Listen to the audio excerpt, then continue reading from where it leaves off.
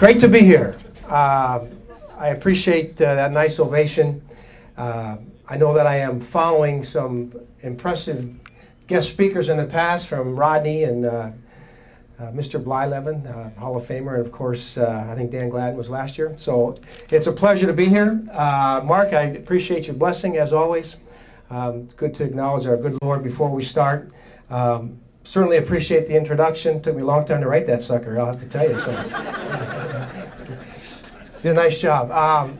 You know, not knowing exactly what I was coming to, I'm very impressed with the support that I see, you know, just heading downstairs and first of all seeing the community's involvement and how many items were donated to the auction. Very impressive, and of course the turnout. So I appreciate it. It's nice to be part of your 5th annual, correct? Diamond Club dinner tonight. But I do have to say, I had to swallow my pride just a little bit when they asked me to come. You know, I know what happened on the football field with Mounds and Cretan this fall, and I don't know. It's I even wore green and white tonight, so nice going. Hopefully, well, don't start a streak or anything, but you know, just don't make it another decade or something, right? Yeah, speaking of football, you know, I just have to talk a little Super Bowl. I mean, do anybody care about the Super Bowl with the Packers? Are we going to watch it? And we got some Packer fans, and we want to. Yeah. Well, you know, I don't know. I think people kind of, the majority probably want to see them lose, but I don't know if that's true. I got to tell a little bit about it. I'll give you a little impression of a Packer fan. I had a friend who always wanted to see a game in Lambeau Field. So he was hoping to get a ticket this year and just couldn't find one. Finally, the day before the game, he's online, and sure enough, a seat comes up on the 50-yard line. So he's excited, he gets in the car, gets to Green Bay.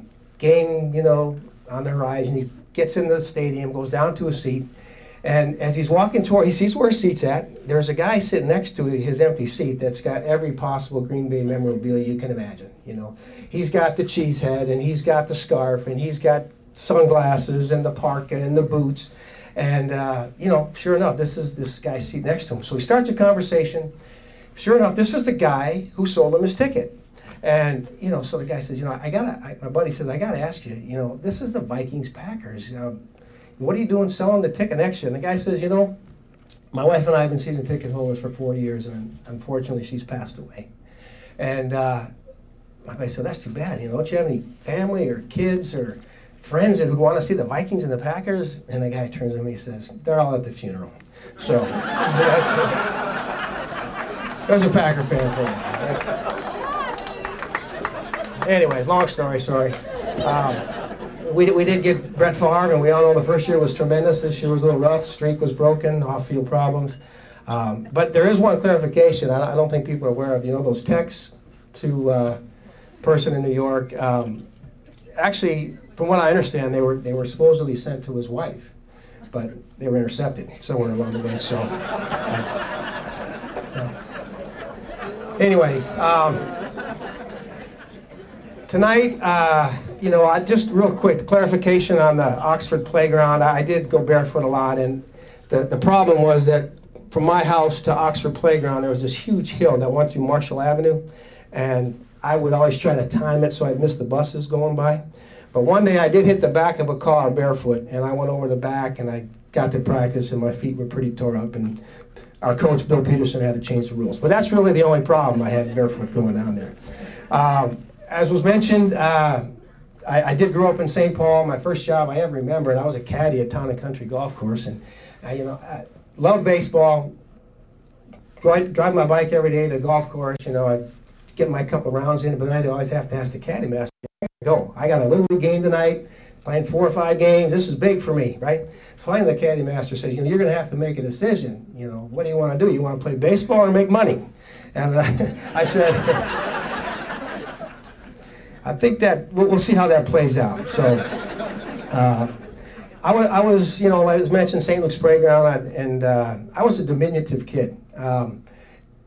And I like to mention that because one thing about baseball, it's not about size. You know, it's everybody's got a fair shake. You got, you know, guys in the big leagues at 5'2", 5'3". In fact, in the minor leagues, we had the two most extreme players. We had a guy 7'1", a pitcher Luke Van Mill, and we had an infielder by the name of Chris Cates, who was 5'2", and they were on the same minor league team last year. But it's for anybody, and that's one great thing about baseball.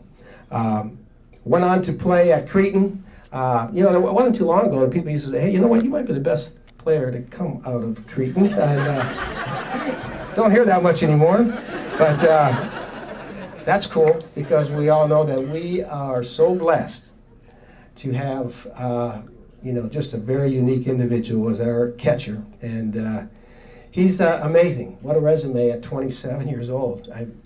3 batting titles, MVP. I don't know. I did finish second once. So went on to the University of Minnesota. Grateful to the university.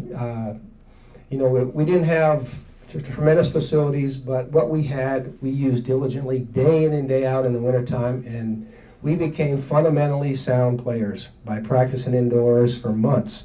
And I had great tutelage in Dick Siebert and his staff.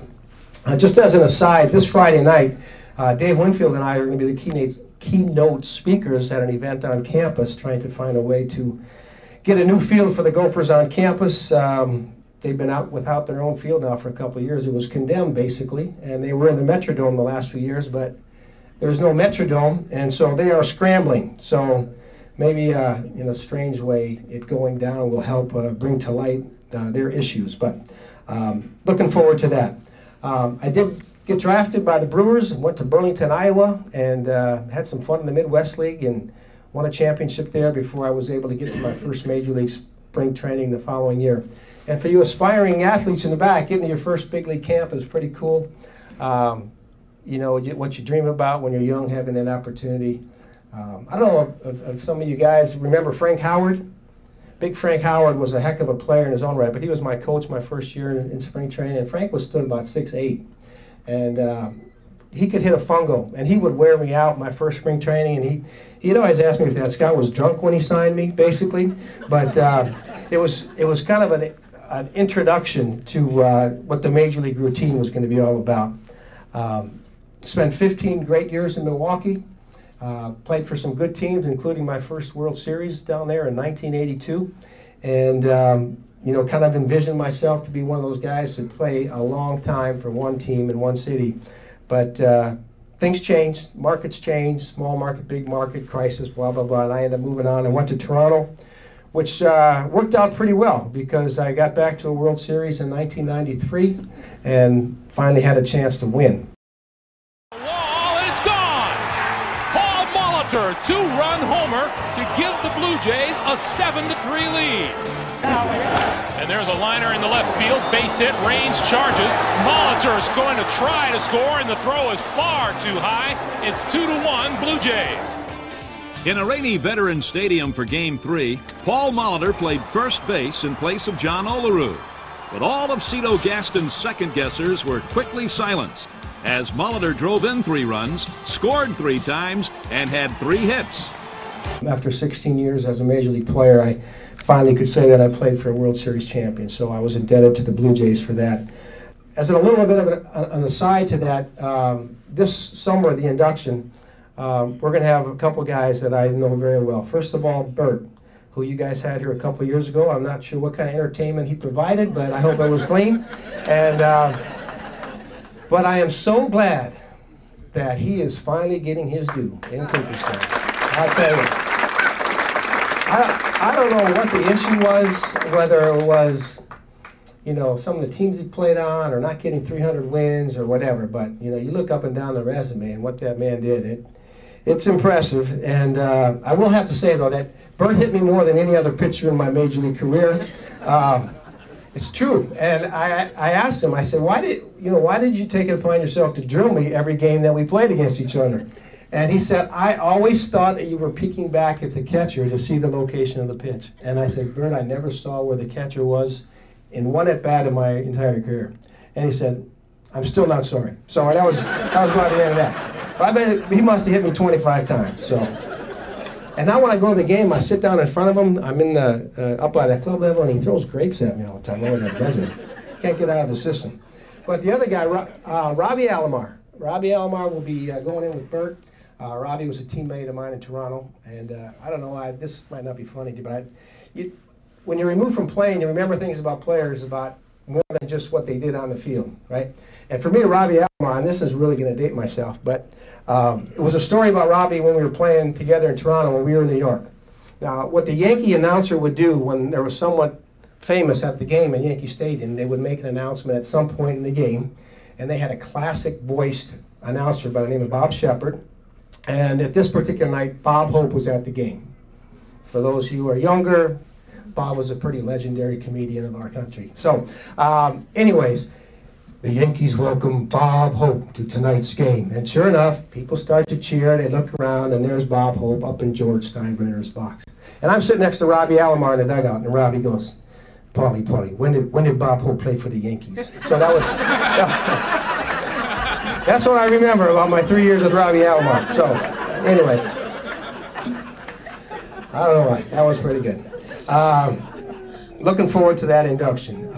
After 3 years of Toronto, I had that blessing of coming back home to play for the team I followed as a kid and put on that white uniform with the Twins on the front, and it was cool. There was a lot of reasons that I was excited. I wasn't real happy that I was 39 with my first chance to play for the Twins, but to come back and play for the team that you followed, my family who had followed me around Major League Baseball for 18 years was able to get in the car and drive down to the Metrodome and watch me play, especially my dad, who wasn't in particularly good health. And so that was really good. And then, of course, Tom Kelly, best manager I ever played for. I learned more in my last 3 years playing for him than I had my previous 18. No offense to my other managers. Tom is in a different category. And then there was Kirby Puckett. You know, when you're playing Major League Baseball and you're going around, you're playing all these teams, there's certain guys you just imagine what it would be like to play with. And the top of my list was the number 34 for the Twins. And we had 1 month together in spring training before that infamous day when he was suddenly stricken by his glaucoma. And I missed the opportunity to experience a regular season with Puck, but he was a big motivating factor for me to come home. You know, there's a lot of Kirby stories, a lot of them about his performance. I remember the day he went 6 for 6 against us in Milwaukee. I never seen anything like it. But another non-baseball related story. When we were at the All-Star game in 1993 in Baltimore, I was with Toronto and Puck with the Twins naturally, and we had heard that Vice President Al Gore and his wife would be coming through the clubhouse after batting practice. So we got the full shtick. You know, we got the Secret Service, we got the dogs, we got everything preceding this happening. And sure enough, you know, we're in there and everyone's kind of at their chairs, and here comes the Vice President and Tipper, correct? Tipper, yeah, okay. So one by one, he's going chair to chair. Everybody's very cordial. Mr. Vice President, nice to meet you, blah, blah, blah. And he gets to Kirby's chair, and Kirby's sitting there with his shirt off, and he jumps up and he says, Al, this tax plan, what are you and Bill thinking about, you know? And Al kind of taken a little bit aback, and Kirby said, you think I want to play this game for free? That's what Kirby said. So, and you know, as serious as that room was, one moment Kirby changed the dynamic of it, and that was what Kirby was about, you know, so never forget that. I think Tipper left after that, I wasn't sure. And 5 years removed from my last day of playing, I was one of the fortunate people to get a call from Cooperstown, New York. And I was never one to play to get to Cooperstown. I don't think there are many players that dream about being major league players that think about Cooperstown. There might be a few. You know, Clemens, Bonds, those kind of guys. But anyways, it's just kind of something that happens. And it was unbelievable. I'll have to tell you that my induction weekend, to be surrounded by players that you just idolized growing up, still vividly remember, you know, being there and having, you know, Bob Gibson and Koufax and Willie Mays and Al Kaline and, you know, my favorite player as a kid, Harmon Killebrew, being there. You know, yes, Harmon, you know, I hope you guys remember in his prayer, he's got the fight of his life going on. I'll tell you, that when I picked Harmon as my favorite player as a kid, I didn't know that I'd end up being a friend with the man someday, but I picked probably the best guy I could have picked. But it was unbelievable to be surrounded by those caliber players and people for that weekend. They have a golf tournament every year in conjunction with the induction, and that year I got to play with Yogi Berra. Another experience. You've all known Yogi and his command of the English language. He's the guy who, when he goes to spring training, they ask him his hat size. He says, I don't know, I'm not in shape yet.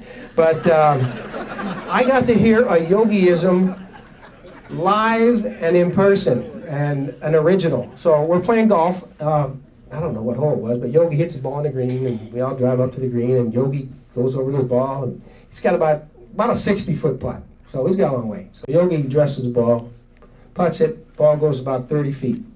Yogi looks up and says, if I would have hit it harder, I would have missed it shorter. So then I knew they were all true, right? That was it. Today, working for the Twins, I can't tell you how grateful I am. They've kept me in the fold since I've retired. As was mentioned, I can't teach hitting very well, but I do really enjoy the base running and the infield play that I get to teach at the minor league level. Base running, you always hear about some guys just got better instincts. Well, they do, but everybody can be a good base runner. Good, fast, slow, tall, skinny, I don't care. Because there's always going to be a play that, according to your ability, you're going to be able to take advantage and get 90 feet. And we try to preach awareness, get these guys the risk-reward situation of the game, balls put in play, let's make a good decision because we know what's going on. And it's challenging, but we're working on it. And what I'm happy about is Gardy is returning his emphasis to base running this year a little bit. Got away from it last year. I get to be with the big league club in spring training for a few weeks. I'll try not to screw him up. But it's good. We got a club that can balance power and speed, and I hope we take advantage. Infield play, I got guys in the minor leagues 16 years old out of the Latin countries to guys that are 29 years old hanging out in AAA. I got a big range. Some know more than others. But infield play is a lot of things. You got throwing mechanics, you got fielding mechanics, you got footwork, you got double plays, you got first and third, you got bunt defenses, you got relays, you got backup responsibilities, you got cutoffs. You got a lot of things, and we're trying to teach these guys to be able to be comfortable in every situation that comes their way. And you got a guy, for example, down at AA who's a pretty good prospect, and he's a first baseman. Well, he better learn how to play third base because we got Justin Morneau in the big leagues. So it's not only just learning what they're comfortable with, we got to expand with these guys. So when they do get a chance and the bat comes along, we have a place to play them in the big leagues. But I enjoy it. It's a blessing to teach for the Twins. They do it right. You hear that all the time. And the reason they do it right is because they know the importance of promoting from within. Whether it's scouts or trainers or players or coaches, you do well, you work hard, you'll get noticed, you'll move up. And it's worked. 6 divisions in 9 years at the major league level. Pretty impressive, So we are excited about what this upcoming season will bring. From the Pole lads to Bill Smith and his staff and Gardy and the players, we know what's out there to be taken again. The White Sox, of course, are going to be good. That me? No. Tigers, White Sox. So the division, they'll have its challenges. But excited about the fact Pavano's back there, Allen's getting better. Dunsting, I think, should get his 30 starts. Let's hope Nathan comes back and can be a nice either closer or set up till he gets healthy for Caps. We got some bullpen questions. We know that. We lost 3 right-handers in Guerrero, Crane, and the big man, John Rauch. So defensively, got some new guys. We went to Japan for the first time for a free agent acquisition. Niyoshi? Oh, I don't know. I'm going to screw that name up every time. So we got to come up with a nickname for him. We're talking about that at the table. And I'm not sure. Alexi Casilla is going to get a chance, but you can see that Gardy is looking for more speed and more range with his middle infielders. And we talked a little bit about offensively. When you have 2 MVPs in your lineup, we're hoping that Justin's returns to good health. Tommy is a very welcome addition back in the fold. Denard Span needs to probably have a little improvement on what was probably a down year for him last year. Those guys at the top of the lineup are tremendously important in the success of a club, guys that can do that. So anyways, I'm looking forward to that greatly. Just in closing, I'm going to take just a couple minutes to talk more to the athletes. And a lot of this stuff is the stuff you guys have been hearing since you started playing sports. But I'm going to repeat it. And one thing we do in the minor leagues, they say, how many times you have to tell a guy? And they always say, one more time. Because some things you just need to keep hearing, and sometimes different voices. But I want to make sure that you guys know to take advantage. It's a time of life to play, to participate. It can be fleeting. I played 21 years in the major leagues, and boom, it went fast. And so who knows how long it will last. So make sure you enjoy that. You understand the parallels of life and sport the more you play. There are things that you learn unequivocally through sport participation that will carry over for the rest of your life. The decision to participate, to get involved, better is he who's gotten to the ring and failed than he who didn't get into the ring at all. You know, you risk nothing, you risk everything. So you've taken that chance, and that's kind of what you got to do when you get out into the real world at some point. We learn to set goals individually and collectively. That's kind of a no-brainer. We learn about work ethic, and I thank God for my father, who taught me at a young age what it meant, commitment to do what he did in his work, to provide for a family of 8. You learn about discipline, about conforming to rules, about doing what you have to do and taking care of yourself to give yourself the best chance to be successful. We certainly learn about teamwork. We learn about what it means to rely on other people and trust other people. We learn about picking each other up. If someone doesn't do the job, hopefully someone there has his back. About teamwork. We encourage teammates. We keep teammates from getting too big of themselves. There's a lot of roles that we play, but probably most importantly, we understand that the sacrifice of ourselves is most important for the greater good of the team. And how true is that in the rest of our life? We listen to instruction. Coaches want to make you better people, better players, and sometimes we don't accept that criticism or instruction. Same way in life, parental instruction.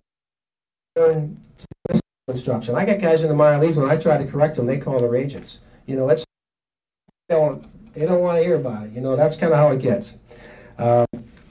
Your coach talked about respect, and you respect yourself, and you respect your teammates in the game, and umpires, and fans, and equipment, and whatever else is around the game. The game is bigger than anybody. The game's going to move on. It moved on for me. When I was gone, it wasn't, man, they're really going to miss me. The game moved on. So you respect it as you have the blessing of going through it. The last couple things. Overcoming obstacles, adversity, and failure. A huge part of life. Things are going to happen, not always good. Will determine a lot about who the person you are going to be. You know, we develop perseverance. Perseverance turns into character, and that is our defining moment. I don't like to look at a guy when he's 8 for 10. I want to look at a guy when he's 1 for 10, and I want to see how he's handling. That's what's going to tell me more about his character. There's a lot about failure that we have to deal with. It was mentioned. What did you say? 3 for 10 is pretty good in baseball. I think I ended up 8th on the all-time hit list. 19. I know that I had to write a couple times, but I 7,000 outs. That's a lot of outs. You know, there's a lot of failure when you play baseball, and the way you handle failure is directly related to how much success you will have. Lastly, be accountable. Be accountable. It's true in life, and nothing worse when guys have excuses. You know, the ball took a bad hop, catcher called the wrong pitch, ball went in the sun, blah blah blah. Didn't see the sign. Okay? Be accountable. I messed up works pretty good. I messed up. I'll do better next time. You know, that's a good way to live. Take it upon yourself when you do things, good and bad. I didn't always do that. I made mistakes along my career. It looks kind of rosy from the outside. 21 years, Hall of Fame. You know, got involved with drugs as a young player. Made some bad decisions in family. Went through a divorce. It wasn't smooth sailing. There's things that are going to happen. And why do I bring that up for young people? Because yes, we want to become better as athletes, but more importantly, we want to be able to learn to make good decisions when moments of integrity are on the line, whatever it may be about. I didn't always do that. You know, thankfully, you know, the Lord has blessed me and gotten me through that. In a lot of ways, I've been able to use some of the things I've been through to help other people. That's kind of how things work. So, not to get too heavy, but there's things that are out there that will determine a lot more your legacy. Whether you're home is one thing, but what kind of integrity and character you have next to your family's name, program that you play for, whatever it might be. You know, those are things that are going to last a heck of a lot longer. So without getting too long-winded, I want to encourage you young men, some of the alumni that are playing college ball as well as the current players. It seems kind of far away to think about those things, but believe me, they creep up fast and kind of determine your legacy, as I mentioned, going forward. So good luck with that, and I pray for your blessing in making those kind of decisions. I'm going to close and tell you that I really appreciate coming out. I want you to continue to support this program, high school athletics. Like I said, one of the best chapters of my life was having a chance to play soccer, basketball, and baseball in the Twin area. So these kids appreciate it. You give them the opportunity, you give them equipment, you give them facilities, you give them support. So keep it up, and I hope I wasn't too long, but thanks for having me out here tonight.